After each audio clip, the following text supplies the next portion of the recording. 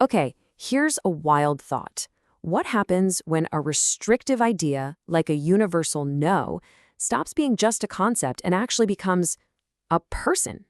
What if every single rule, every limitation that was ever designed to stop you from growing had a face? Well, let's dive into this because it gets pretty fascinating. Our source material describes the cosmic tyrant Mongol with this exact phrase. I mean, think about that for a second. It's this incredible, almost biblical description for a comic book villain. And honestly, it's the key to understanding his entire purpose. So what on earth does it actually mean? All right, let's break that down. We're not just talking about some run-of-the-mill supervillain here. We're really digging into what happens when a force of pure, absolute opposition becomes a person. So this "thou shalt not," it's basically the universal force that resists striving and change. It's the voice of every dogma, every external rule, every limitation that tells you to just stop, to stay put, and to not even bother trying to overcome. It's the philosophical weight of every "you can't" you've ever heard. And this is him, Mongol. He isn't just some guy who believes in this philosophy. His very existence is this philosophy. He is the abstract concept of no, given muscle, bone, and a throne.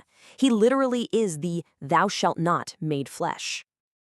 So a being like this doesn't just sit around, thinking oppressive thoughts. No, he builds. He creates an entire reality that's based on his own nature, an architecture of apathy, a world completely designed to be without hope. Welcome to War World. And that key phrase right there, enforced utopia, this place isn't some paradise of freedom. It's a monument to the failure of freedom.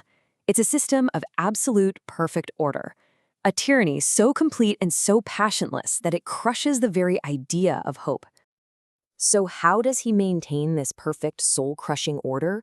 Well, the new Mongol who is a cunning strategist, way more than his father ever was.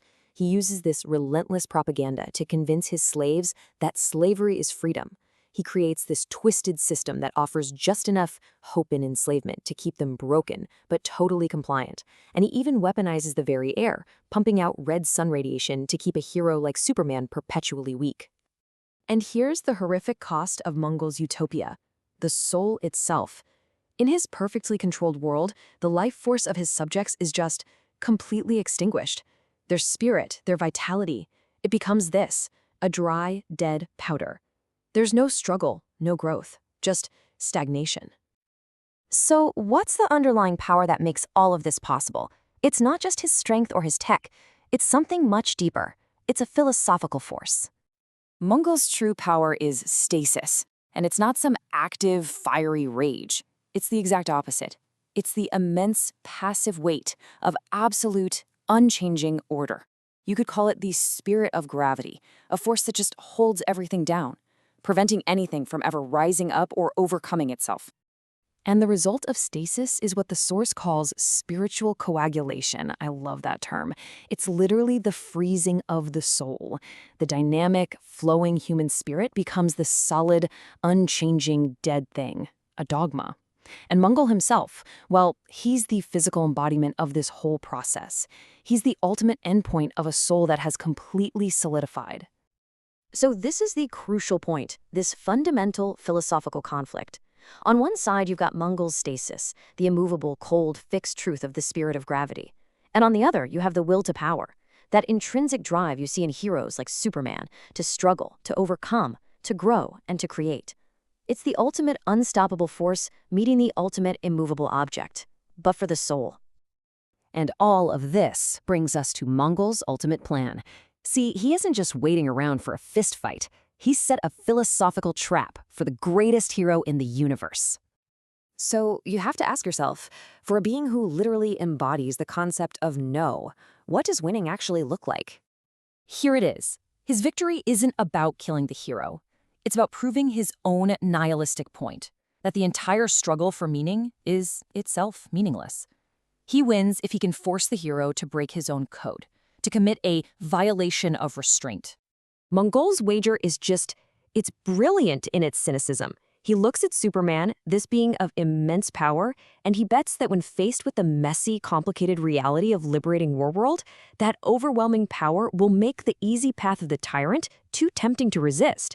The real test is whether the hero will use his might for absolute enforcement, and in doing so, become the very thing he's trying to destroy. Ultimately, it all comes down to this one choice. Path 1, the tyrant's no. You can choose the comfort of frozen, tyrannical order. Use your absolute power to enforce a solution, and in doing so, you prove Mongol was right all along. Or Path 2, the hero's struggle. You embrace the messy, difficult path of true liberation, which requires restraint and faith in freedom, no matter how chaotic it gets. And in the end, this is who Mongol is. He's not just a person to be defeated. He's an idea. He is the cold, hard dogma that will always be there, waiting, daring the flowing, chaotic, hopeful spirit of life to try and break against him. So the real question isn't whether he can be physically beaten, but whether the very idea of no can ever truly be destroyed.